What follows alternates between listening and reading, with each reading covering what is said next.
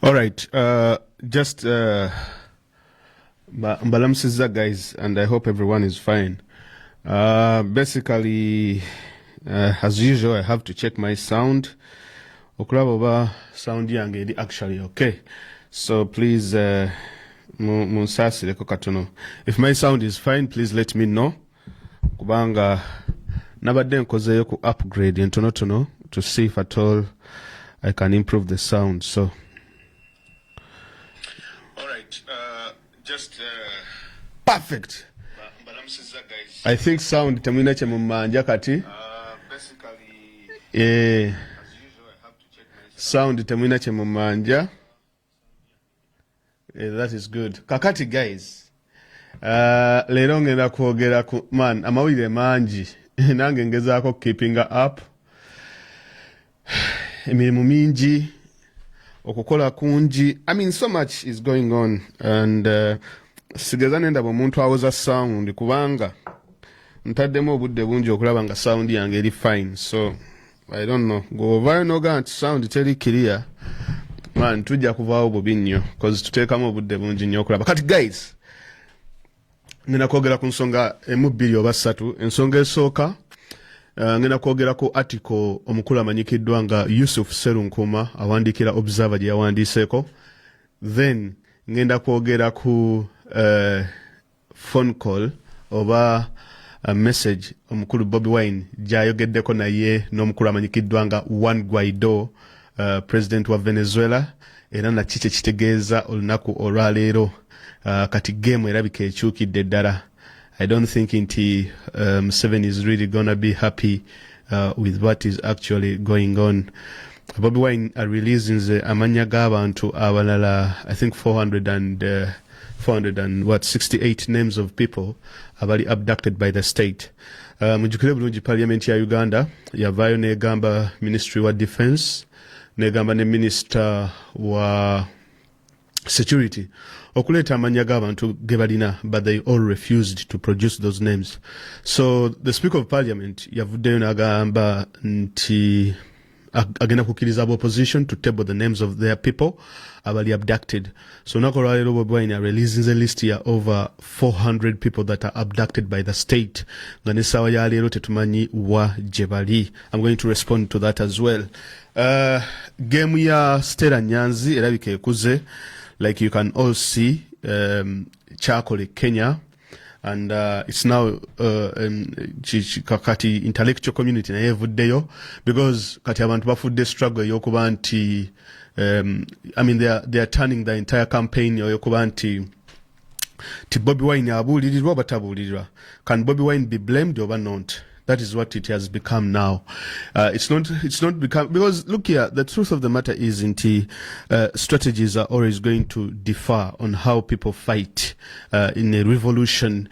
Naye wechigenda personal, nechigenda confrontational, then I think to be going out of hand. So as we speak, Oralero Stella Nyanzi ali Kenya, and I will tell you what is happening in Kenya from my own understanding.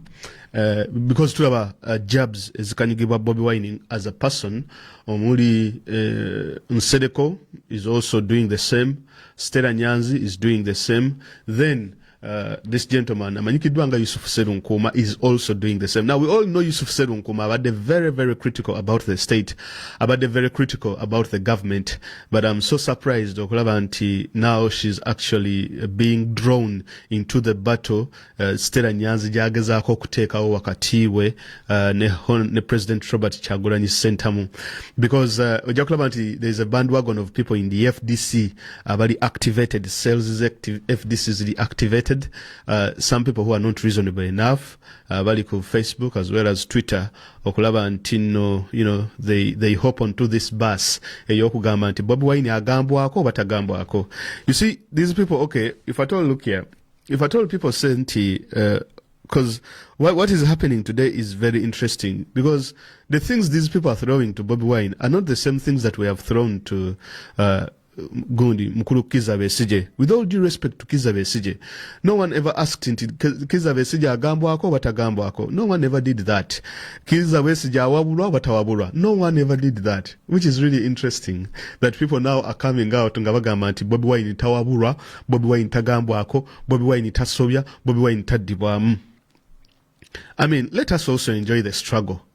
If we say, people come out and say Bobi Wine tasobya, it doesn't mean it not takola nsobi. He makes mistakes, just like any other human. Oshitegera. Nebo they believe untino the Bobi Wine has to follow their modus operandi so that he avoids mistakes. Kati nore nsonga nti Bobi Wine abagenda kubeera infallible nti abatagenda kola mistakes. Right? So if Bobi Wine makes mistakes, I mean, that is really good because we get to learn. He gets to learn then and he performs much better. At times we need to all make these mistakes to understand why to go in the wrong. But it is really interesting nti chebanenyeza Bobi Wine sinti lwakuba nti yagenda n'akwata struggle na registeringa NUP n'akwata n'ateeka ababaka mu parliament n'alabisa Museveni n'ajja omusango mu court nedda bo kye bamublaminga kyekyokuba nti tabuulirirwa tagambwako. And for me, I believe a leader has to be decisive. Nti wano wetuli twandibadde tetutuukawo singa Bobi Wine yali taking advice ya buli muntu, it would not have happened. Wano wetuli olwaleero Bobi Wine okuba nga ayogera n'omukulu amanyikiddwa nga one Guaido. I mean, twandibadde tetutuukawo. Sigenda kubalwisa. Kasooke tugende tutunuulire. Tujja kuba nga tugenda back and forth ku nsonga zino eza ngenda kugendako katono ku page ya Honorable Kyagulanyi tugiyitemu ko katono tulabe ekiriwo right now kyeyaka posting right now, right about now. So I'll take you there right now. Ndeo katono. Okay. Right, I'll take you there right now, okay? So basically, yeah, good enough, Inez. Yes, there we are. Oh, all right, so,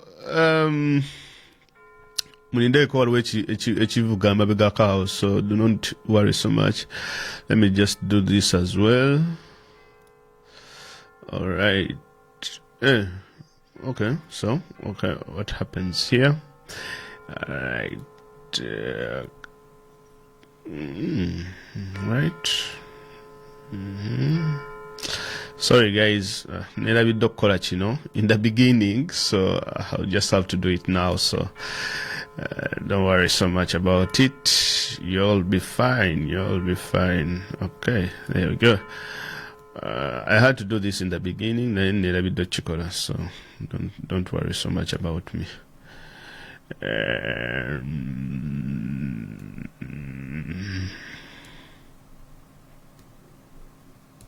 All right, so your page jendiko ya Bobi Wine, and as you can all see, okay. Lero mazali wagawo oyo mukulu mumumanyi mwenna. Julius Malema, South Africa, EFF.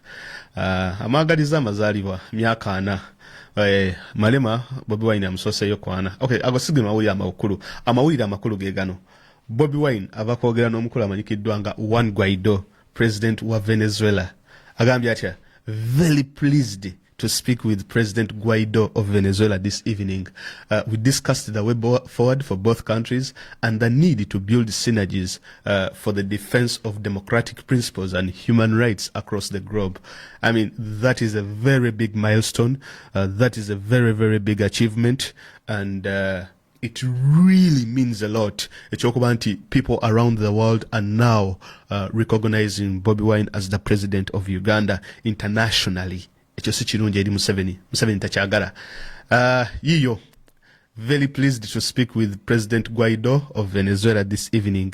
We discussed the way forward for both countries and the need to build synergies for the defense of the democratic principles and human rights across the globe.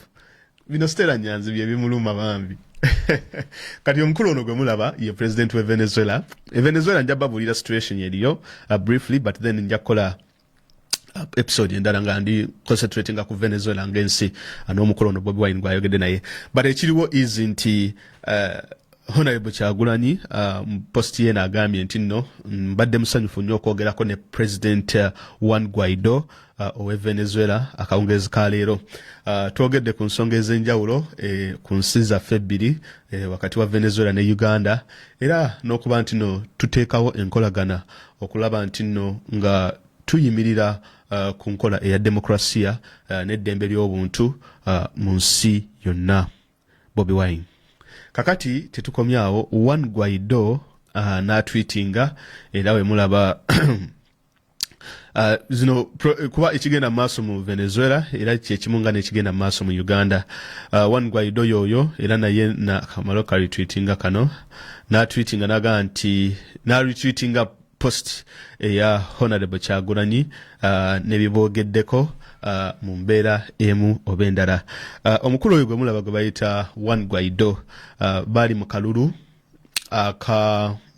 n'omusajja gwe bamanyiddwa nga Nicolas Maduro. Nicolas Maduro ye yasikira omukulu amanyigiddwa nga Hugo Chavez. Hugo Chavez we yafa, Nicolas Maduro n'ajja ku bukulembeze, then Nicolas Maduro wajja ku bukulembeze ne bagenda mu kalulu, I believe, and then omukulu Maduro nabba akalulu bwe yakabba international community neganda mu recognizinga Maduro muno mwe mali United States of America nga mwe muli n'ensi eza European Union n'ensi endala mpitirivu, naye ensi ezaagaana okusaidinga ne Juan Guaido mwe mwali ensi eya China as well as n'ensi eya Russia. Now kakati we tuogerere ennaku zino right now nga we mulaba wano ku Wikipedia Venezuela eyina ba presidents babiri. Waliwo oyo interim president, what do you call it, wala katisobola nti bamuyita interim president of Venezuela alinze okuba nti nno bamuconfirminga ka post kano muyinza okuba temukalaba, but I think let me do this. Alinze okuba nti nno bamuconfirminga olw'ensonga nti it is kind of disputed because it created a very big situation in the country, and as a matter of fact bali ku stalemate yawo naye nga so many countries actually recognize him as a president. Mwe muli United States of America, mwe muli ensi endala, mwe muli ensi nga America, mwe muli n'ensi nga Germany, Bungereza, n'ensi endala mpitirivu nnyo ezigenda maaso. Kakati ekigenda maaso ku nsonga eno nze from my own understanding and my own analysis is nti kati omuzannyo gwo gulabika gukyuse, omuzannyo gwo gulabika gugeze, because what is going to happen kino kye nabagamba nti Bobi Wine is going to swear, agenda kuswearinga in, wamala okuswearinga in agenda kola international tour where he's going to be invited mu nsi ez'enjawulo as a president of Uganda. Trust me, it's going to happen. It is happening, guys. Different people from different parts of the world, internationally, on the continent, are going to be inviting Bobi Wine, not as an MP of Uganda, singer MP wa Uganda, singer freedom fighter, but as the president of Uganda. Kakati milestone jabinde okuba nti atuseeko ne honorable omukulu amanyikiddwa nga Kano Dr. Kizza Besigye ati yagitukako, unfortunately, because we would have seen from that point tumanya okay kino ekyo Besigye yakikolako. No, there is no person outside Uganda ayitako Kano Dr. Kizza Besigye as the president nga bamaze omubba akalulu, which was really a disadvantage gye yafuna. But to this moment jetulaba olwaleero nti Bobi Wine is being recognized by different people all over the world. Abantu nga Juan Guaido, they represent oba recognizing Bobi Wine as the president of Uganda. Tumanyi bulungi nti Bobi Wine aina enkolagana ne prime minister we Jamaica, oyo naye am recognizing nga president. So if he has enough people that can recognize him as a president outside internationally, outside Uganda, then what that means is the entire world is going to be split across. And what we know is that the good thing is that internationally Bobi Wine is now a good CV, ela ali more recognized, ali more appealing outside Uganda than Museveni, because what I see is this: Museveni is going to struggle to travel outside the country. And since agenda is maybe Russia as well as China, because those are the countries that have so far sent some messages and congratulating us, whatever happened. maybe nabuno obusinga nga Burundi and Tanzania Magufuli awagenda okwetololera. But now what you see is that Bobi Wine ina international connection yene yamaanye nnyo abakulu nga Malema kyovola banti South Africa Cyril Ramaphosa, the chairman of the African Union, naye kennyini akyalemeddwa okukongratulating omusajja because he has Malema. If you congratulate Museveni today, Maremo obatogenda ogenda mudda. You see, what happens is this. During the Arab Spring, omwana oli kasita yeyocha, it is now 10 years since the Arab Spring. Yeah, it's roughly 10 years ever since we have Arab Spring. But this is what happened. Omwana kasita yeyocha Tunisia. Was it Tunisia, Algeria? Kasita yeyocha, right? The protests started. Nizigenda, Tunisia, Algeria, Morocco. Now this is what happened. Wezari Tunisia, the Algerians were looking on. Okay, if it happens, nothing atustuka antikale, bang. Algeria nestuka, bang. Morocco nestuka, Libya nestuka, Egypt nestuka, Syria, Bahrain, Yemen. Wonane bastuka. Leading to the Arab Spring. Because what they were seeing is and then lastly Sudan, of course, now what is interesting is this.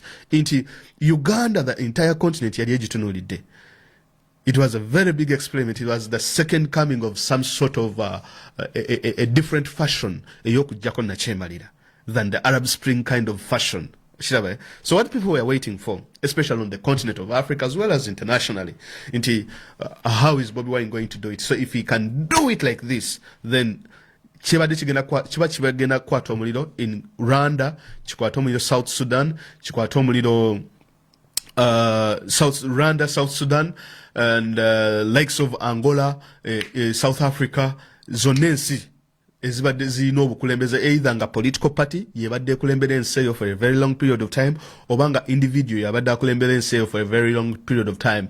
Chibadde, of course, that awakening is still there, and anything that happens right now, it is, it's going to gaslight because the gas is already turned on, but now you just need a fire to light the entire thing and everything will just burn down. Now that's very interesting. So the thing is, inti Bobi Wine abadde aina connections mu nsi ez'enjawulo. That's why you see inti when he travels to South Africa, Malema is there to meet him. Now Malema is a very strong person in South Africa, of course. Cyril Ramaphosa achimanyi nti if he tell he makes a mistake with Malema, something stupid might, something bad chinzo okubeerawo. So what happens is this, that if Bobi Wine Kastamalo swearing in, what he's going to do is if he travels to South Africa to meet people like Malema, he is meeting Malema as the president of Uganda, and Malema is receiving him as the president of Uganda. If he goes there and if I'm receiving a president, then Museveni comes the next day he says that president. It is really interesting because it is so funny. Okubantino, you have two people, ngabali heads of state, right? Ngamu split in the South Africa as a nation. Some people recognize Museveni as the president in South Africa, and then some people also recognize Bobi Wine as the president in South Africa. So kakati gwenga Cyril Ramaphosa, what do you do? If I told Museveni is yet to visit the country, so what you do is, Mugambe, you know what? Do not come, because ogenda kunyo nonero obululu. Right? Ogenda kunyo nonero obululu, please don't come. That's what is going to happen. The same thing will happen in Kenya. You have Babu Owino is over there. And that is why you see, the deleting of that tweet, yari very, very, very big deal. It was a very big deal. The deletion of the tweet. And that brings me to a very crucial point of Stella Nyanzi, why she is in Kenya. The reason as to why Stella Nyanzi is exactly in Kenya is because there is no East African country ebadde yimiridde na Bobi Wine nga Kenya. There is no East African country eyimiridde ne Kyagulanyi nga Kenya. Tanzania basiris. Okay, Tanzania, of course, Magufuli nako kafuuse kagundi ka dictator kalala. Rwanda is silent. Rwanda, it is so hard. They have their own battle to fight. Burundi, do not even think about Burundi because nothing is going to come out of Burundi. Naye Kenya ebadde efuuse Kenya. Kenya, abana Kenya nga basituse, abana Kenya ba protesting, abana Kenya, they are everywhere. The Ugandan community there and so on and so forth. Now, Stella Nyanzi, his role is to go into the Kenyan community, infiltrate it, and then share intelligence back home with Museveni and things of that sort. So just imagine a situation if Bobi Wine visits Kenya, and then Stella Nyanzi is there, is the biggest critic. You never know, even Bobi Wine's first trip out of the country is Okubere, Kenya. You get it? So Stella Nyanzi is there waiting to go and heckle. Stella Nyanzi is there waiting. If I told people in Kenya stand up and go to protest in different squares and different areas, she makes sure that she infiltrates these people. That's the role. And we also understand that she's being prepared for a big job, international community job, sort of. So she's not in Kenya by mistake. She's planted in Kenya to play such kind of roles. But Stella Nyanzi's friends, njagala omugamba ozanyiraga kugwali ozanyiddeko, those Kenyans, they are not easy. Omuna Kenya ye muzibu. I mean Kenyans. Yeah. Oli kastale melaka abali meddeko. So that is what is really going to happen now. Tushimanyi nti Kyagulanyi of course in Singa, Middle East here, now visiting Ugandan communities, because the advantage Bobi Wine China internationally is nti community jagendamu, he will be recognized as a president, and there are more Ugandan communities ezijja kungana okulaba president wayo n'okusinga community endala zonna. You see what happened with the right Colonel Dr. retired Colonel Dr. Kizza Besigye, kyekyokuba nti we yayangirira president na forming a government kyakoma Uganda. It did not go outside Uganda. That is where things are tough. Besigye did not manage to build structures internationally, so that to make that sort of entrance, to make that sort of coming, nti okay kakati bana ngenda ku world tour, ngenda kulaba ku bana Uganda abali mu diaspora, najje UK, nagende South Africa, nagende Zimbabwe, nagenda wano, nagenda wali nga bamu welcoming nga president. You know what that means? That's a very big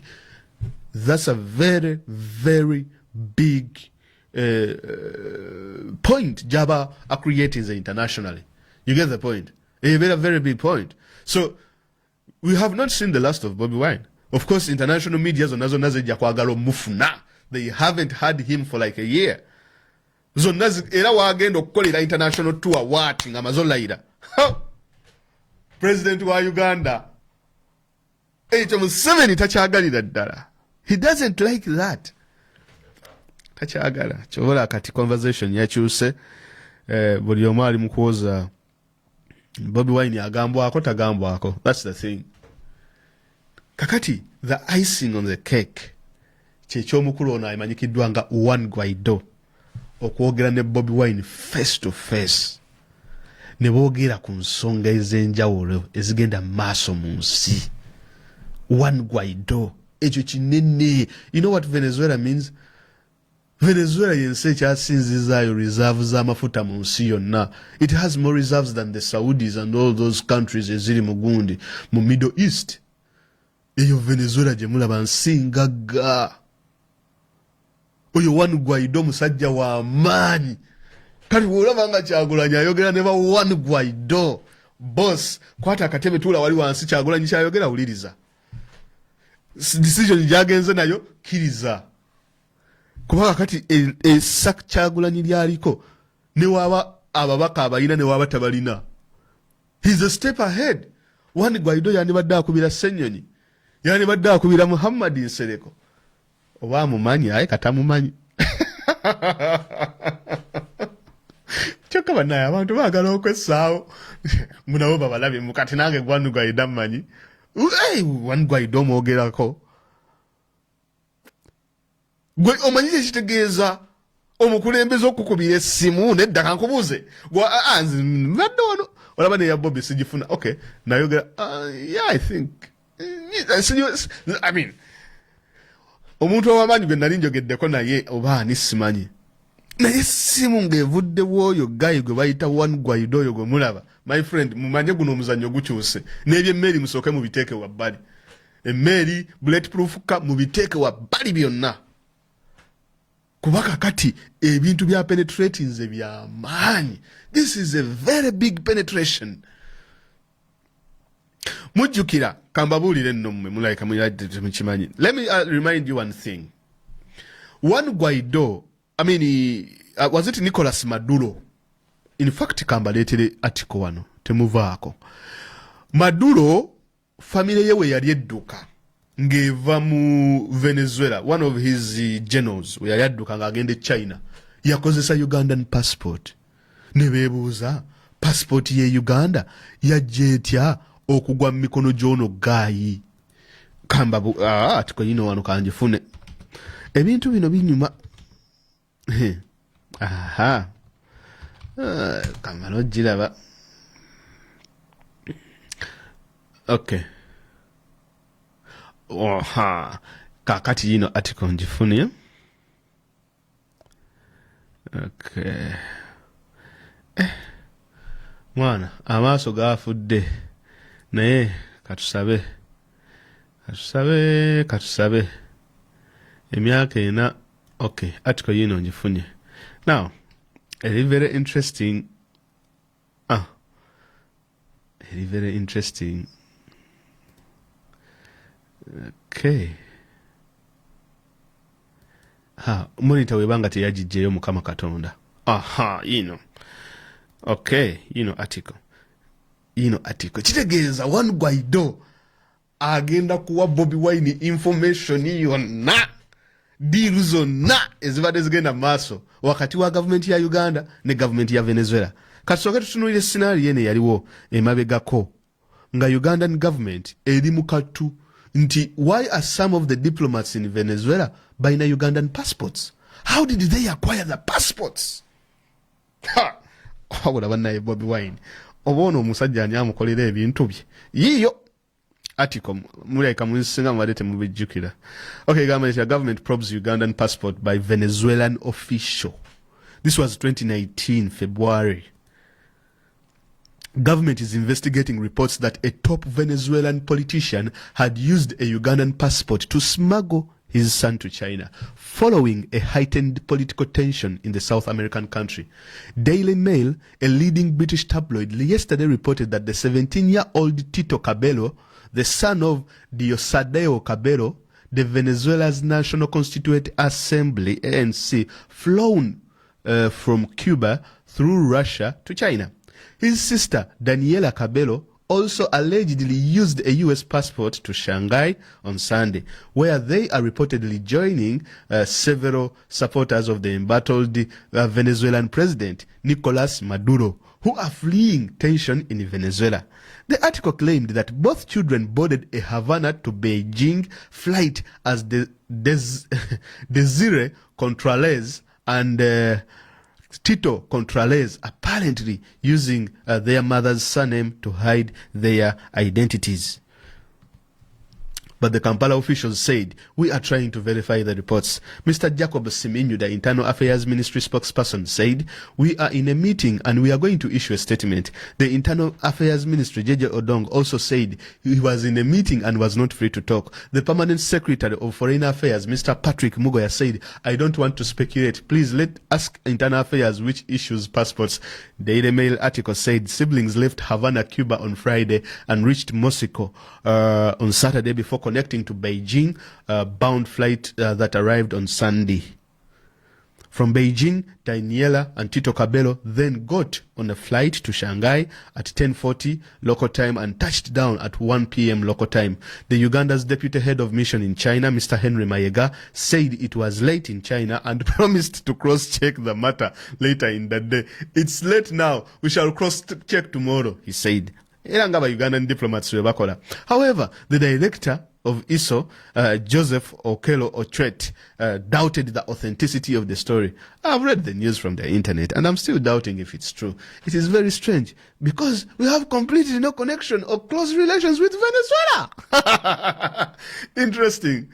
We have no relation or connection or close relations with Venezuela. Bobi Wine has connections and close relations with Venezuela.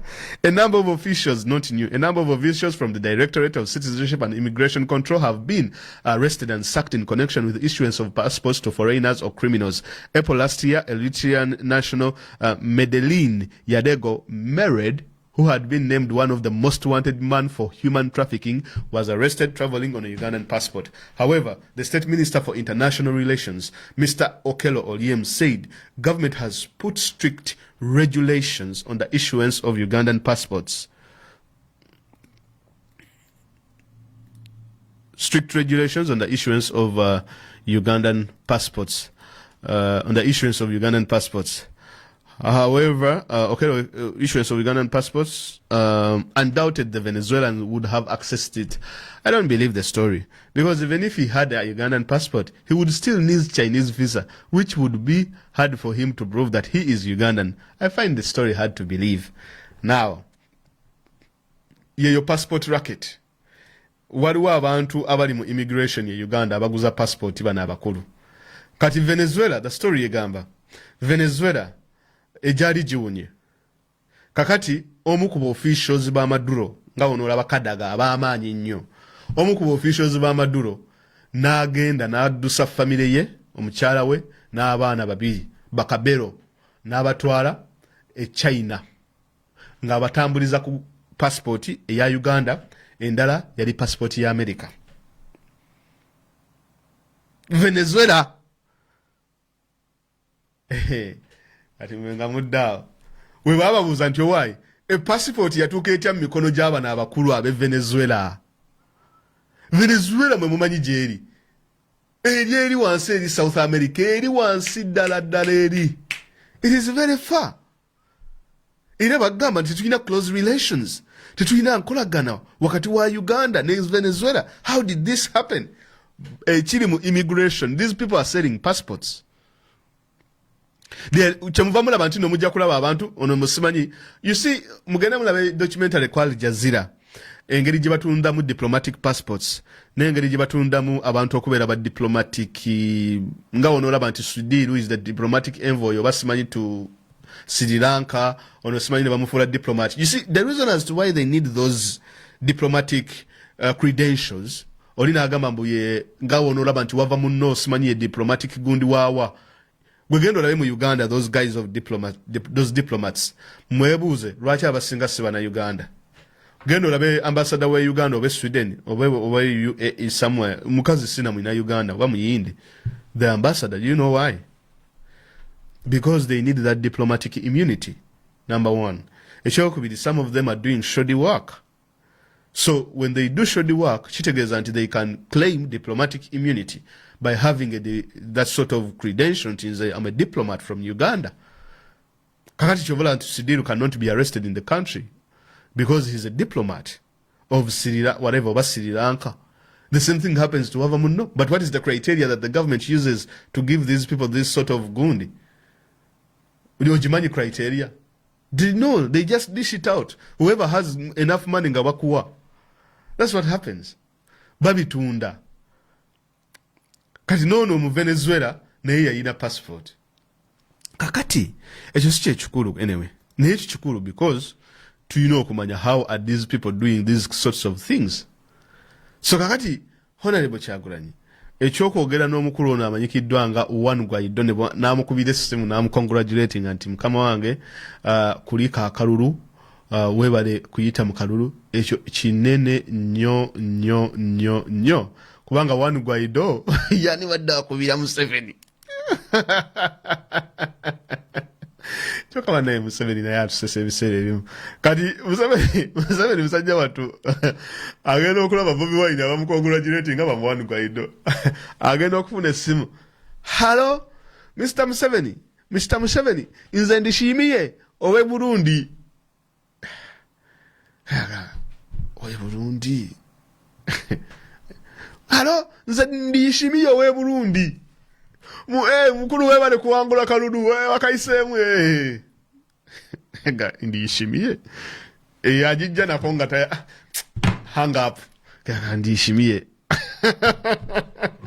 sigamba nti ndishimiye, you know, but you know, always simu zobo yagala nawe, I mean always simu zobo olinze kitegeera, always simu zobo olinze kati nga ndishimiye asoko ko congratulating. No ila kubira. Halo. Habari za asubuhi. Laisi Laisi, I congratulate you. Simanyi bulungi Luswahili ene. Laisi Museveni. Nkukuriso okuyita mu kalulu webale kubba kalulu wakakubye. Tyani ono. Tontegedde nze Magufuli. Yakayulira. Magufuli. Ensi bagiteeka ku sanctions. Electoral Commission ya Magufuli yonna bagiteeka ku sanctions. Bagikuba Magnitsky Act sanctions. Beba mukubira Magufuli. Nze Magufuli. Amanyi no bakubira. Magufuli ndi mu meeting dama okubireko. Ensi bagiteeka wansi. Tanzania. Mu Magufuli naye amukubidde. Omusajja ali ku sanctions kibanga wangula akalulu tafulumanga konsiye. Beba chali Museveni batambula nabo. Olindi ishimi akalulu yakabba. Magufuli naye akalulu yakabba. Akati omulala namukubira. Hello. Xi Jinping musajja gonsa sola disente zange. Wewe bale kuyita mukalulu naye sente zange. Congratulating on a manja sente ono taina credentials taina charina China yazze banja ne batugamba mbu bamu congratulating China kyemuva mulaba nti uyagano kwate simu ye China ne basindika ono representative wayo gwaita Jaichi yazza bayitamu nga gundi debt collector no muggo ku pembene wano debt collector yazza bayitamu Jaichi. Yagenze Zambia, yagenze Nigeria, najje Uganda nga jaba yitamu. Museveni twakubire simu n'ogaano jikwa. Twagala sente zaffe. Tuwe sente zaffe. Tetugenda kuddamu kuwa yadde n'ekikumi. Zi simu gye yafuna okuva China. Kiwulira. Kakati yali afunyeemu ku ssanu ng'alabye Uhuru Kenyatta ataddeyo. Oh, congratulations Museveni bula. Nebaka sharinga. Waliwo enjogera egamba mu Luzungu, do not count your eggs before they hatch. Tobala nkoko nga amagi tegannayalula, right? Akati munnange nga Uhuru ateekayo ka post okutiisaamu aho. Kuba yali asubira Uhuru, yajja okusooka omukongratulating. Ati Uhuru na banaye basharinga akantu nga tufudde.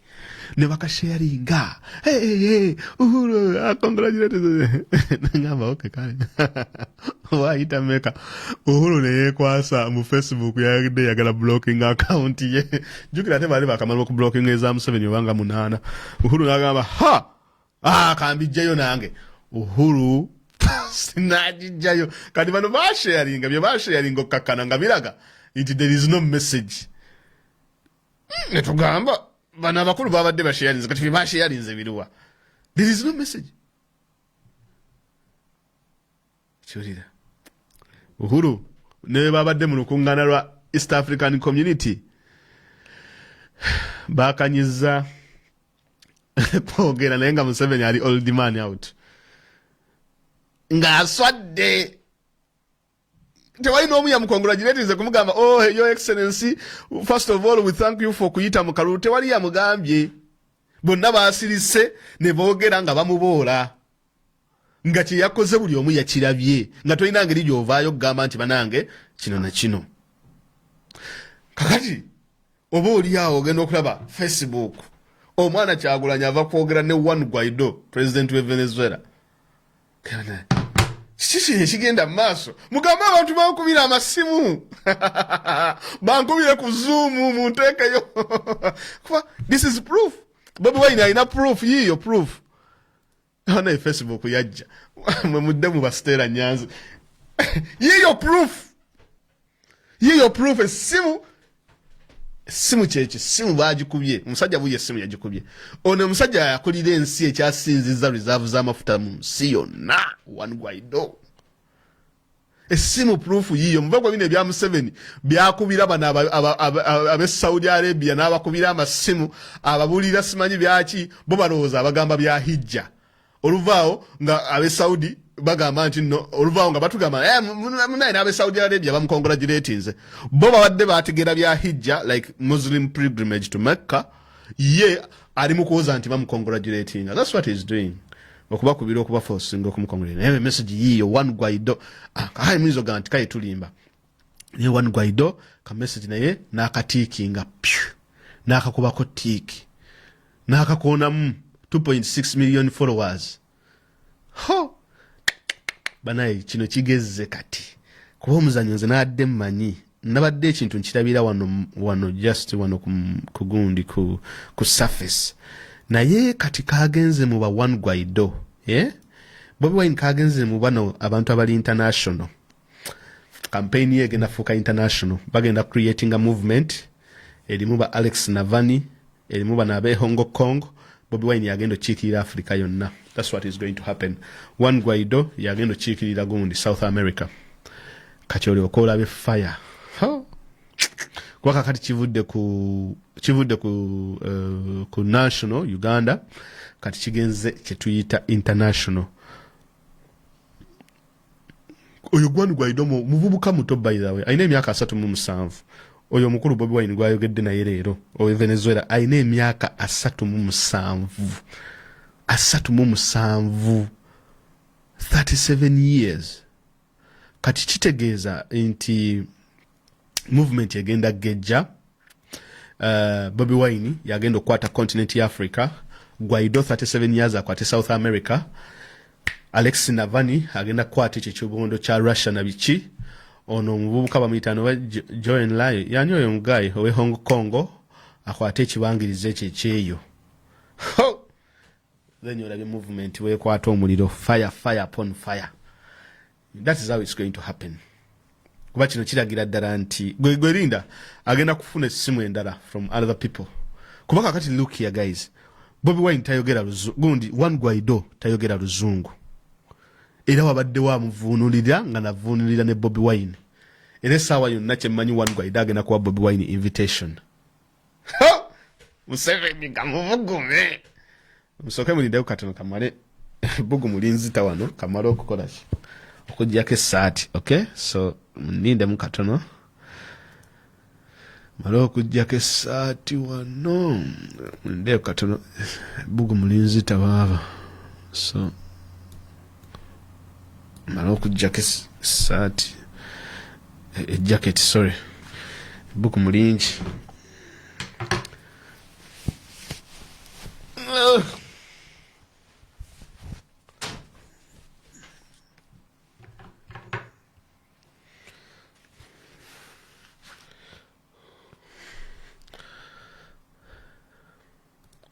All right, so Chembadengamba that is what is basically going to happen.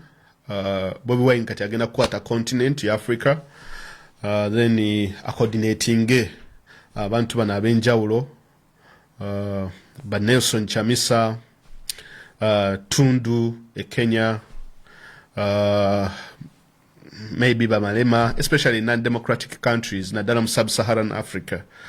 Then Navalny naye agenda kuchiyingira Alex Navalny owe Russia then ono guy naye agenda kuba nti achiyingira go Twitter One Guaido and then chiba kigenda kati ekintu kyavudde ddako zi levels abansereko bastera nyanzi style batontome bakole ebitontome byabwe simanye ebitonto waliwo abawana stera nyanzi okutontoma nze nasoma mu Uganda tuba tusomesangako poetry diro bali batusomeseza poetry. No one teaches poetry in Uganda. So Stella Nyanzi's poetry doesn't matter. Shigera. Most people want to send oh, Bobi Wine, vichi, yatwera vira, Bobi Wine struggle ya jita, vichi, kati waba ya jita, Rachi international community mkubira. Ate kati ene simu jatula zeko, na yaba mkubira masimu mbamanyo bunchi. There's so many people that are calling him, congratulating him as the president of Uganda, and they are ready to invite him as the president. I'm sure Bobi Wine is going to go on more international visits than Museveni. Agenda kugenda on very many international visits than Museveni. Definitely. It's going to happen. Museveni agenda kola international visit. Agenda gende Rwanda, Burundi, and Tanzania. Then Bobi Wine agenda kuba international. So congratulations Bobi Wine on that phone call. Okubanti One Guaido has recognized you. Additionally, what this means is this, ladies and gentlemen. One Guaido is a very big ally with the United States of America, is a very big ally with the European Union. So kakati tayinza kukola decision recognizing Bobi Wine as the president, oba yogera na Bobi Wine yani bada akubira Museveni if at all he's looking to, you know, wabanga bakitegera nti Museveni ye president. Kati one Guaido ekyokuba nti akubire Bobi Wine atenga America of course nayo is a close ally to one.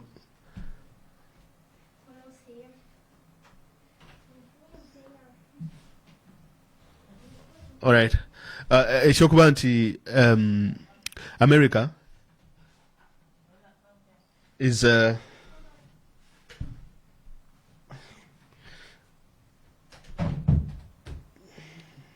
nakom mano kugala olujuano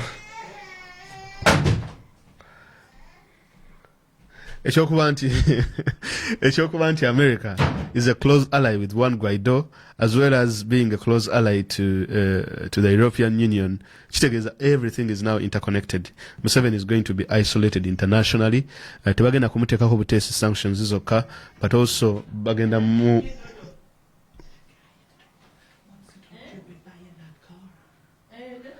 You negotiate with him. You negotiate with. 10 minutes. Okay. Guys, mulinde katono kanzije katini nnyo.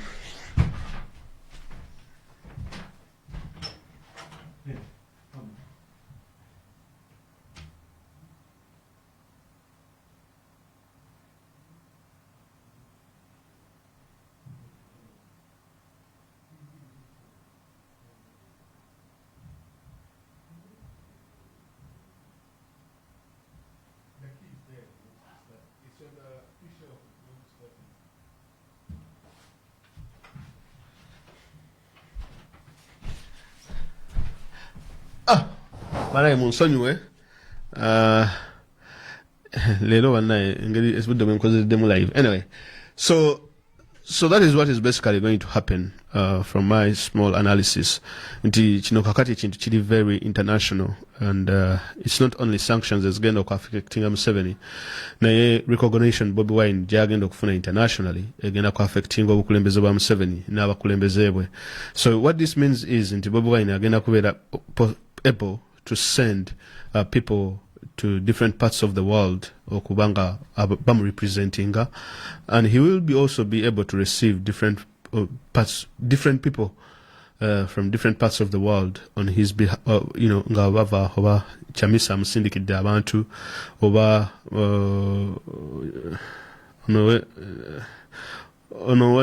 South Africa. Malema amusindikidde delegation, abantu abenjawulo ne bamusindikira delegation to come and see him. Ebyo byonna bigenda ku happening. We have not seen the last of this man. I mean, it has now blown out, because what you would have expected nti okuva etwava mu kalulu, maybe the international community oba abantu bano abalala abalwana in different parts of the world bandisirise ne bakivaako. But what is happening is nti ate kakati tulaba new players, new people coming up. Different interviews is being written about every day, every week, international media. So that is really big. International game against Bobi Wine. So that is really, really good. So kati nganate lokumaliriza dakika ntono zisigade, njagala kuyitamuko wano mu Yusufu Nsibambi ne article gyawandise ngayogera ku okay, ku bya Stella Nyanzi, Yusufu Nsibambi byabadde ayogerako, and then we see. All right, so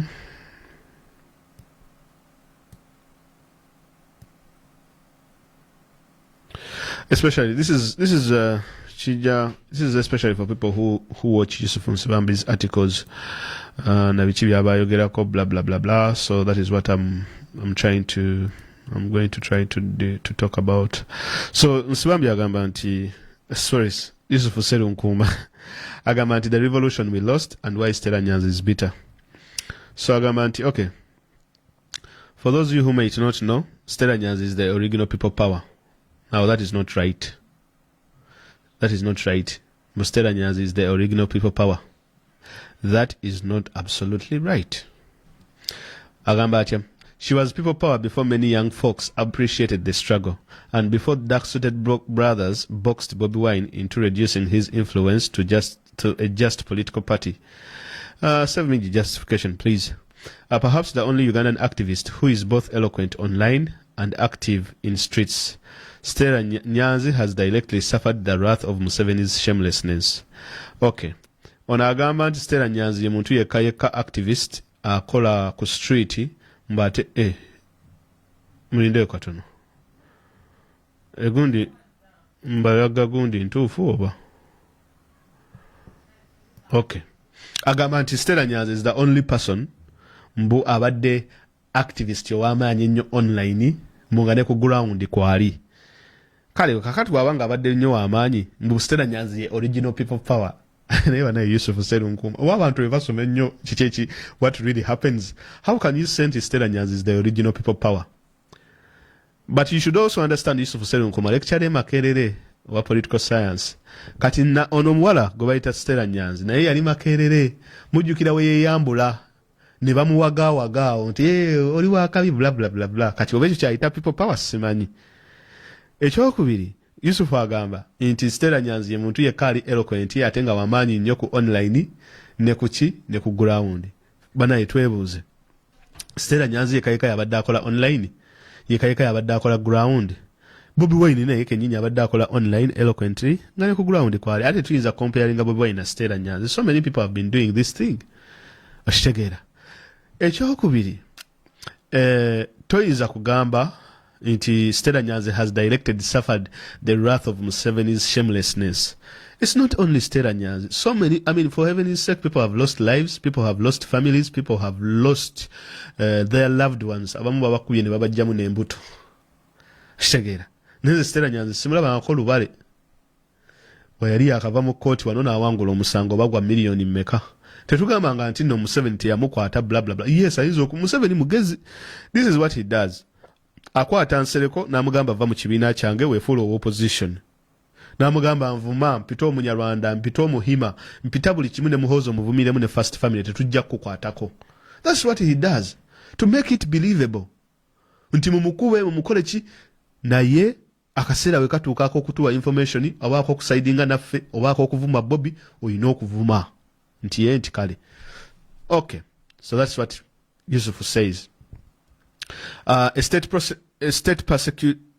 persecuted scholar and a political prisoner, her NUP identifying boyfriend was drone kidnapped a few days after the election before Stella Nyanzi fled into exile, and her 3 beautiful children were being trailed and had to constantly move schools because of their mother's public profile. Well, I think that is a good way of making a story. You see, most of these people, Stella Nyanzi is a very, very clever lady. People who have engaged with Stella Nyanzi know her very well. She's a very money-minded person, unfortunately. And she really, engeri yokolamu sente yagimanyi. Okiwulira. Stella Nyanzi ye muntu ajja okukozesa every opportunity that comes her way to make money out of it. Wano bamugamba nga okwritinga some things about to struggle. Naye ng'asaba abantu sente, there is evidence of that. Where yali alwaninga campaign ye eya Kampala Woman MP yawandiikira Ellen DeGeneres ng'asaba abasiyazi sente. Okitegeera. Kakati bw'oba ngamba nti no, you are fighting for the rights of LGBT people. Why did you ask them to finance your campaign to become a woman member of parliament? Kitegeeza wali optimistic ng'oli mukozesa LGBT okubanga ofuna sente to enrich your own ambitions as of becoming a parliamentarian. Okitegeera. Kiringa nga wonogamba nti nedda guys, munsondere sente ezo wa people power, munsondere sente ngende nwanise Museveni. Oba munsondere sente nzenga Stella Nyanzi becoming a member of parliament nwanise Museveni. Kuba nwanisiza Museveni okumala ebbanga eddene. She's opportunistic. Okitegeera. Muntu ye mwagazi wa sente, that is the truth. And she will concoct stories, she will make up stuff. Kakati kino kyetugamba nti no drone ya kidnappinga bbaawe. Okay, fine, it might have happened. Naye bbaawe nga tavangayo kwogera. Kuba bbaawe tukimanyi nti balayika baamuta. But the bar has not spoken about it. Is there even a relationship? Because some of Stella Nyanzi's confidants, they say the relationship is not even there. Indeed, this was all things that were concocted by Stella to, work her stuff. Nyanzi is personal friends with Bobi Wine before many found the reason to entrust him with their dreams. My point is there is there are 1,000 reasons for folks to be humble when Stella Nyanzi voices her bitterness with Bobi Wine. She is the struggle itself. It will be pain but sobering realization for many of his fans in their millions that while Bobi Wine was charismatic and inspiring, a job he has done exceptionally well, he was no revolutionary. Kakati bano bagamba nti Bobi Wine is not revolutionary, nti Stella Nyanzi ne Bobi Wine bali ba mukwano bla bla bla bla, nti era si kirungi nnyo abantu ba Bobi Wine okulumba Stella Nyanzi olw'okuba critiquing and so on and so forth. But the thing is, wabanga bali ba mukwano, Stella Nyanzi, why doesn't, what is the problem with Stella Nyanzi and Bobi Wine? Lwaki tagende wa Bobi n'ayogera naye, if at all they have scores to settle, wabanga alina ky'atamwagalako engeri gy'akosaganya emirimu. Stella Nyanzi has Bobi Wine's direct number. Lwaki tamukubira n'amugamba nti kino nekino sikkiriziganya naawe, let us do it this way? And Bobi Wine has a right to either take the advice or not, because number one, Stella Nyanzi is not part of NUP. She might be part of People Power, which is good, naye she is not part of NUP. Ekyokubiri, agamagezi gawa lwaki agawa omuntu atakulembera kibiina kye ate nga Stella Nyanzi supported Amuriato Boy as the president of Uganda? Lwaki tagatwala n'agawa FDC oba n'agawa Amuriato Boy? Lwaki agawa Bobi? Kakati tugambe nti Amuriato Boy yakola bulungi. Ate the undermining of Amuriato Boy by Stella Nyanzi is also very stupid. Olw'ensonga nti ye Stella Nyanzi waba ayogera Kizza Besigye na Bobi Wine. Lwaki tayogera Amuriato Boy, who was their former presidential candidate, and Bobi Wine? So it means that Stella Nyanzi herself does not believe in Amuriato Boy. Because the conversation today, Mr. Besigye has been out of the limelight for 5 years now, musajja wattu. But she's dragging Stella Nyanzi into the conversation. Now this means two things. Either Besigye nga yasindika Stella Nyanzi ayogere byayogera nga Besigye wakuba Oboy ave mu picture, akwate Besigye amukomyewo mu picture, because all of a sudden Oboy is quiet. What is he up to? Did he concede nti akalulu twakawangula? Sorry, nti akawololo Museveni yakalya? Lwaki Oboy teyavaayo n'akola statement n'agamba nze nzikiriza akalulu Bobi Wine ye yakalya? Why is FDC quiet? Nga FDC kiki kyeyagala? Okay, sejjagala kukozesa FDC as a whole. But what I'm trying to explain here is, FDC, where does it stand? Does it stand on the side nti Bobi Wine ddala akalulu yakalya? Or what does it stand on the side nti Bobi baali akalulu? Or what do they stand on the side nti Museveni yali akalulu? Because those are three completely different things, but they are very, very, very vital on where we are and how People Power or NUP should work with FDC. Because look here, if FDC says nti no bebaali akalulu, then what that means is Stella Nyanzi should be concentrating her efforts on fighting for Amuriati or Boy's victory, not fighting with Bobi Wine or Shagera. If FDC says nti Bobi Wine yali akalulu, while that what calls for is working together, but they haven't said that. If FDC says nti Museveni yali akalulu, now that's a very completely different ball game. It means that nti FDC and Stella Nyanzi are working, FDC and NRM are working in cahoots to fight NUP.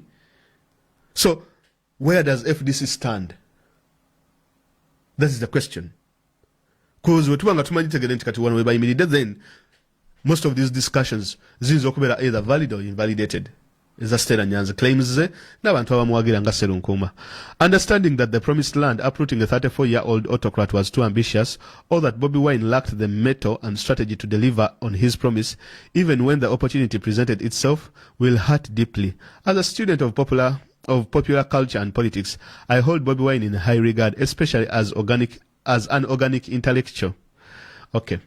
A guy, Okot Pipitek, theorized in Artist, the ruler, he is the physical manifestation of the guy, Okot Pipitek, theorized in Artist, the ruler.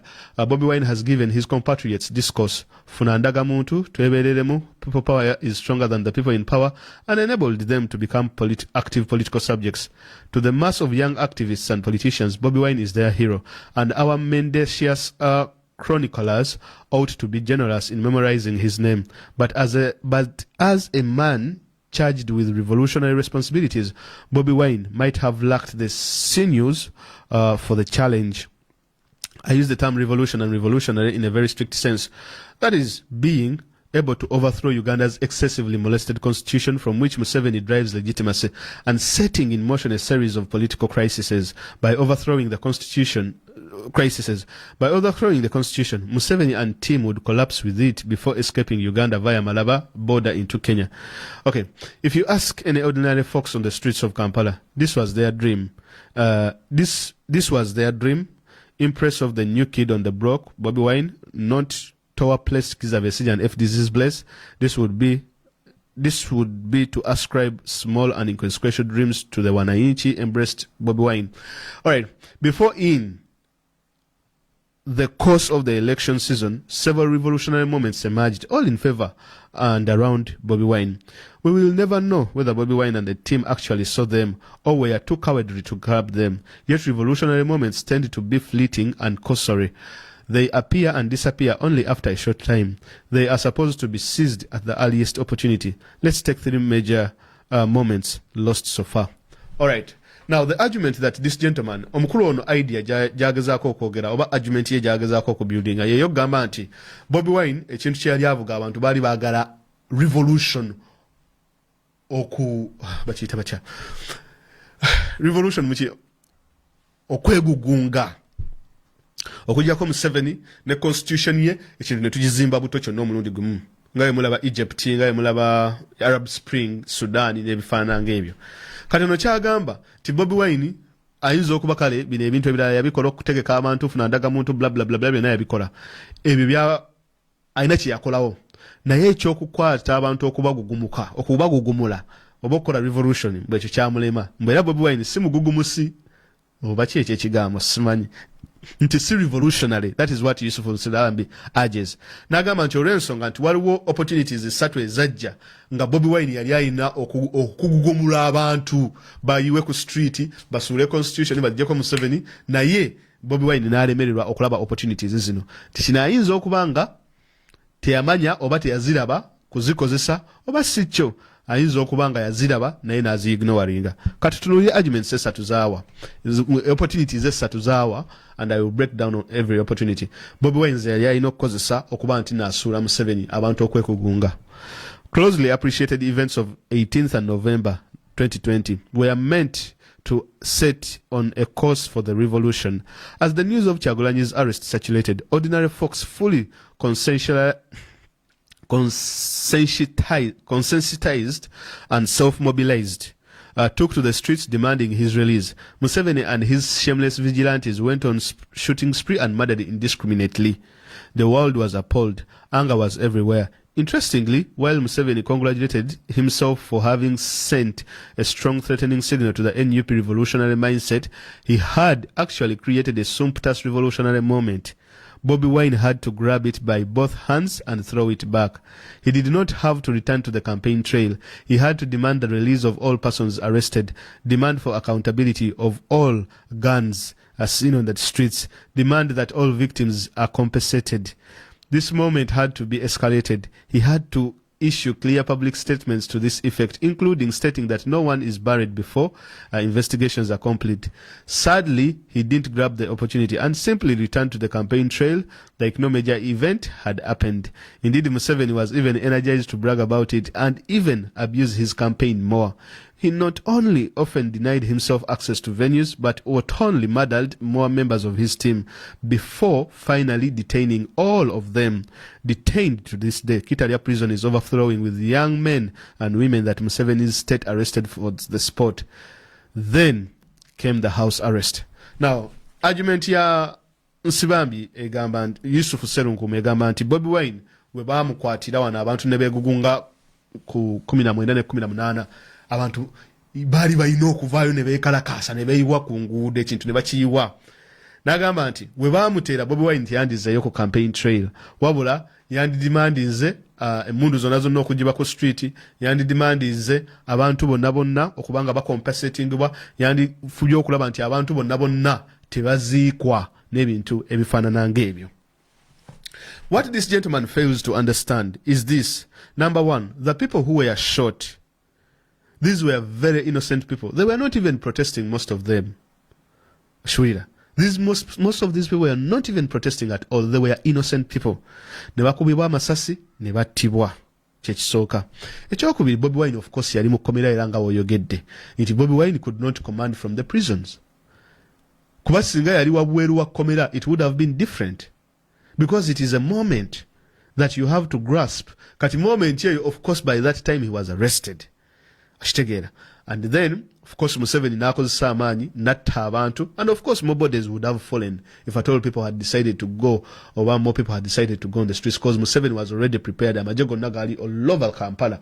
There is no way, I do not see any way that Bobi Wine would have taken up that moment and really, throw more people on the street or genda okwekalakasa aleke campaign trail. Because the word of the campaign trail yali nti, you say like the end justifies the means. Bobi Wine, because if Bobi Wine had the withdrawn from the campaign trail, that is what Museveni would have wanted. Because Museveni's major aim, because the problem with Yusuf Nsibambi's argument is he looks at it from one angle. Nti yalaba nti Bobi Wine should have seized this moment. Naye ekigendererwa kya Museveni okutta abantu bano n'okukola effujjo lino kyali ki? To divert Bobi Wine from the campaign, to divert Bobi Wine from reaching more districts, to divert Bobi Wine from reaching more places. That is Museveni's ultimate goal. Because Museveni knew he was already ahead of the game. By the time he shot the people, he had already got the situation out in control. No, kati Bobi Wine wayandiza ate naga nti bana tugende blah blah blah blah, still it would not have worked, because Museveni was already on top of the game, on top of the situation. Kakati, if you spend more time demanding for these demands, Mukulu Nsibambi zayogedde, then you would have diverted. You would have lost two things. Number one, this was going to hit a dead end. Demands zino zokola nti simanyi ajama mundu ku street. That would have hit a dead end. Number one, ngawe tukirabira mu court. Ekyo gamba nti families zonna bazicompensating. Museveni would say, okay, I will compensate the families, because even later on he said he will compensate the families without even asking for compensation. Then ekyokusatu agambye nti demand for all people that were arrested to be released. That is what is happening now. What Museveni wanted in the moment, Museveni kyeyali ayagala in the moment, was to get Bobi Wine away from the campaigns, because he was committing more blunders and mistakes within the campaigns than if Bobi Wine was not on the trail. Ebintu byonna byonna evidence yonna Bobi Wine gy'alina. It is a culmination of what happened on the campaign trails. It is the steam that he had built on the people. Because just imagine if Museveni killed today 10, it means Bobi Wine would have closed all his campaign. And how long? Because by asking for justice, Museveni would have stretched time okusaba justice. And then it would take 2 weeks for these demands to be fulfilled. And look at the campaign schedule, how tight it was. If you lost 2 weeks in that schedule, you're gone. I don't think this argument holds water. I do not see anywhere more argument Yusuf Jakola where Bobi Wine would have seized the moment with just making simple demands. Demands do not raise a revolution. It doesn't work like that. No, it doesn't. A revolution, a better patient. Number one, you have to be patient. Organized. Bobi Wine, maybe he did not even organize the moment within the campaigns. So I do not see Yusuf Nsibambi where he actually wabakola gundi argument simanyi wawaja simanyi silaba ngeri jachi. I don't see how that leads to a raise up of people. Agenda maso nagamba, indeed Museveni was even energized, okay, echachimaze house arrest. In pure revolutionary spirit, Bobi Wine's lawyers should have never gone to court for Museveni's soldiers to leave his premises. The world was demanding it, and Bobi would have simply escalated it. Bobi would have called on his newly elected MP and other persons in lower positions who had recently got elevated to public profiles to come to his house for deliberations. He would then turn to the People Power Society and ask them to do whatever they could have him released. Indeed, campaigns such as Magere Kubigere were beginning to gain momentum, but more importantly, he had to accept his new identity as a political prisoner. As essential lawyer Isaac Semakade recently emphasized, being a political prisoner is politically productive. The world was starting to come down hard on Museveni and the courts. On Bobi Wine's instance, threw him a victoriously exit window. Has Bobi Wine checked the global media coverage while he was under house arrest? Were we being interviewed by journalists from Lithuania and Kazakhstan? Then there is the electoral petition. Okay. Agamba nti Bobi Wine webamukwatira mu nju under house arrest, bano abantu bonna be baali balonze abapya bandizze ne bagenda gyali Now, this is where I agree. This is where I totally agree with him. But even if I agree with them, would that lead to a revolution? Would that lead to an uprising? Well, it depends on how you prepare it. Because look here, we all know that the American ambassador bamugano genda okulaba Bobi Wine. We all know abantu bangi nnyo baganibwa okulaba Bobi Wine, even ne babatunuzaamu emmundu ab'amagye, ne batunuza ba journalists emmundu. Now, I also had that thought, nti it was right. Abantu bano ba MPs bonna ataano mu ameka abaali balondeddwa ba councillors bonna and everyone, they would have come together ne bagenda emagere as a team, kale bonna ba legislators of opposition ne tulaba engeri gye banaabakuba amasasi. It would not have happened. They would have marched to these places. Oba buli omu kale n'ajjayo ne taxi y'abantu. But you cannot blame this entirely on Bobi Wine, of course. This has to be blamed on people that were, abali mu NUP, the entire political party. But I do not see how this would have led to an uprising in Kampala, unless if at all these people were gunned down. But that is his right. People would have, the people who were elected, bani badde bakungana ne bagenda ewa Bobi Wine. But it seems like we had no coordination at all. When Bobi Wine was under house arrest, surely these people should have done much better. And I think on that point Yusuf is right, but I'm not sure why it would have led to an uprising. Okay. He also says that the lawyers shouldn't have gone to the courts and all that kind of stuff. No problem. Then there is the electoral petition. As many revolutionary-minded persons have argued, to go to court was unrevolutionary. But to withdraw the petition and fail to communicate a clear agenda moving forward is catastrophic. What does the taking of the case to the public opinion mean? What else could be absurdly vague and cowardly than this? No wonder social media is awash with men with towels and bathing rags over their heads playing judges in the so-called court of public opinion. Sadly, there are explicit constitutional provisions which Bobi Wine and team would have used to guide themselves and the country to the next course of action. All they have is to invite ordinary folks to challenge the outcome of the elections and change in the fortunes of their country. A case in point, Article 291D, it is on those revolutionary moments above and several that are coming but will be sadly missed, that the revolutionary Stedanyas is furious. Unbeknownst to many uncritical followers is that Stedanyas' attempt to dismantle the apparently cowardly and blind superhero that Bobi Wine has become is that their intentions are good and visionary for the revolution. I know it appears like pulling down the hero and advantaging the villain, but you have to understand the pain of loss of the moments narrated above and their implications thus far. Let me explain by waiting on Bobi Wine to call the next course of action. Revolutionary foot soldiers have been thrown into inertia and extreme vulnerability. Okay, so the point here that ajayogerako ye point yogenda mu court. Nti Bobi Wine should not have gone to court because that is unrevolutionary kyekisooka.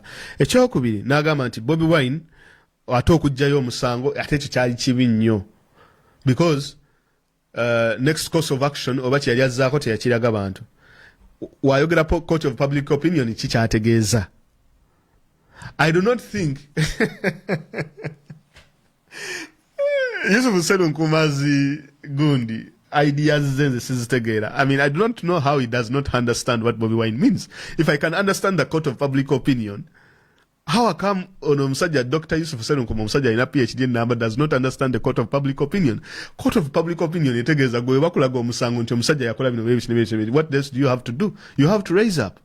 Okusitukira mu Bobi Wine agenda akola campaign. I have been listening to his speeches ngagamba abantu wetunaabayita bannange musitukirangamu mujje mutweyungeko tutambule ffenna. That's what Bobi Wine has said. He has clearly told the people that he's calling on them wabaleetera omusango bagusale bajje ku street tukumbe. Now you cannot say going to court was catastrophic. It was unrevolutionary. Yes, this is a mixture of revolutionary as well as democratic kangambe. Bobi Wine is a mixture of both. Because the problem with Nkuma's arguments is he is not comparing them on the precedents that tubadde nazo initially. He's not comparing it to anything else in Uganda. Because, Achitunulira as Bobi Wine is the first to do this. Meaning that Bobi Wine has succeeded being the first person to do most of these things and how the government has reacted. Because we can know whether Bobi Wine is making an impact or not by seeing how the government reacts. Yes. We can know whether Bobi Wine is progressing or not by seeing how the public reacts. And that is revolutionary in itself. So kakati Nserunkuma, the problem isn't, what I find in his arguments is, he's looking at the arguments entirely from a single point of view. But he's not looking at the reactions of the state. He's not looking, especially in comments reaction of the state. And the fact that he does not compare it with the precedents that were done as well with other opposition politicians on how they did it, because Uganda is a completely different context, then I don't think that it's just an idea. Maybe HROs and Chiani, but I do not see how the court would have sparked off a revolution in his third point, or sparking uprising in his third point. Because the hand against the court, okay, what hand against the court, what next? What would you suggest? Right? Because that's what most people said. Until Bobi Wine agenda mu court. Right? Then abantu bagamba agende mu court. Bobi Wine agenda mu court. Kana lwajira omusango n'agujjayo. Kitegeeza bali abaga nti tagenda mu court bawangula. N'abagamba nti agende mu court nabo n'awangula. Museveni n'asigala nga afiiridde mu firimu ye. Agamba atya buno bye binyiza abantu nga Stella Nyanzi mbu opportunities zino okujja ne tazikozesa. Stella Nyanzi naye kennyini yali mu kalulu ke ng'afiirawo okulaba nti n'awangula akalulu. Stella Nyanzi was not in this for the revolution. They didn't want to go to the parliament because yali agala kufuuka parliamentarian. He wanted to go to parliament because yali agala kulya ssente. Stella Nyanzi is a money making machine. That's it. Stella Nyanzi, I do not know what ideals she holds as a person. Ye kikyafiiririra muli mutima. Unfortunately, I don't. I cannot see it. Buli group jakolagana nayo, she is being optimistic in these groups, optimistic. She wants to use the ayagala kozesa buli omu, ayagala kozesa FDC, ayagala kozesa NUP, ayagala kozesa opposition, ayagala kozesa everyone to achieve her own ambitions and to achieve her own money. But you have to understand the pain of loss of these moments narrated above, blah, blah, blah. Museveni is drowning, jailing, torturing, and murdering assumed revolutionaries, while Bobi Wine encourages them to stay calm. And because Bobi Wine is the queen bee, they believe him and look on as paranoid state slaughters them without resistance. And there can only be one queen bee. So Bobi Wine has to be exposed as fallible, cowardly, and inactive, so as to remind ordinary folks that they are on their own and have to look around for a new superhero. Well, what an ending. Well, if you say that Bobi Wine is fallible, cowardly, and inactive, compared to who? Compared to what?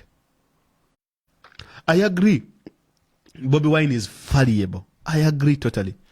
But Bobi Wine is not cowardly and is not inactive. Bobi Wine is active. He's a strong man. I think he's just being a bit provocative. I do enjoy his work. I do enjoy some. Elanga is a political theorist. I do enjoy them. I do read his articles, but most of his articles really lack depth. Number one, because I'm a writer. I don't write, but I can look into an article. The article lacks depth. Elanga the narrative Jawa lacking. Reality. It has no reality. You cannot say Bobi Wine is cowardly. I agree Bobi Wine is fallible. Calling Sobing cause agamba Bobi Wine mutitizi era cowardly era nechira antitaina chakola. Right? Nehenze ngamba yeah, I know kuba nti Colin Sobi, that is right. He's fallible. Na yesi mutitizi chifu. Atest Bobi Wine mukozi. Mu myaka esatu wano watu tusiza. Teri yali akikoze. What is funny is nti abantu bana abasinga bonna, they do not compare Bobi Wine to anyone. They can never compare Bobi Wine to Dr. Kizza Besigye. I respect Kizza Besigye and what he has done for the country of Uganda. But what Bobi Wine has done for the country of Uganda in the space that he had, in the time that he had, is truly incomparable to anyone who has ever struggled for the freedom of the country. The awakening he has created, the international networks and community he has created, no one has ever done in a short space of just 3 or 4 years. So you cannot say that all that has come by chance. This is a lot of work that has been put in. This is a lot of commitment. This is a lot of sacrifice that Bobi Wine has put in. So, Omukulu Serunkuma's article, I don't think it really... Omukulu Senunkuma's article, I really don't think into arguments because really they lack depth. Number one is really as clear as they should have been, because these are just theories that he thinks that should have happened. I mean, practically these things, there is no practicability in these particular situations, because most of the situations, November 18th and 19th already, Museveni yali amaze ogiyimirako waggulu in one way or the other. All right, so briefly ngamaliza the role of Stella Nyanzi mbabulidde ali Kenya just to destabilize whatever is going on in Kenya, for any community that is out there egenda okuvaayo okuprotestinga oba community eyinza okubanga egenda kuvaayo okulaba nti ekwasaganya struggle nga tusinziire Kenya, because Kenya Elaga signs it is not very friendly with Museveni, so, and Museveni he's not a very big fan of that, so that's why he's not happy with the Kenyans. Kakati Stella Nyanzi's role is to infiltrate and penetrate those people who are working in Kenya to see that what do you call it? To see that the revolution works, or to see that chinichigana maso. But ngamaliriza kyetubadde twogerako leero, the highlight of the news today, Bobi Wine ayogeddeko n'omukulu Juan Guaido owe Venezuela, president of Venezuela, namukongratulatinga okuwangula akalulu.